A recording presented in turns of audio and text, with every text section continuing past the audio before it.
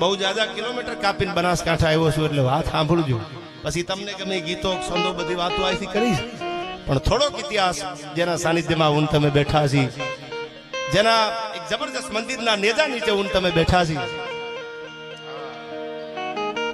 જેના નેજા નીચે હું તમે બેઠા છી, એ ધરણીધર ભગવાન સાંભળ્યો બિરાજે છે ઢીમાના પાદરમાં, અને એથી આગળ કહું તમને 2 ડગલા બાજુમાં ઢીમણ નાગ બિરાજે છે.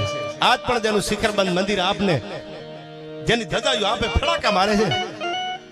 ઇતિહાસની વાત તમને જો ટૂંકમાં કવાઈ હતી તો ઇતિહાસ એવો છે ઢીમાના પાદરમાં ધરણીધર ભગવાન શું કામ ક્યારે આવ્યા, ઢીમણ નાગ કોણ હતા? તો સાહેબ ઢેમણ મહારાજ જેની પૂજા કરતા, જેની અર્ચના કરતા, આમ તો વારાહીપુર કહેવાતું, આ ઢીમા છે એનું પહેલું નામ વારાહીપુર હતું, અને એમાં પૂજા થતી હતી, અર્ચના થતી હતી.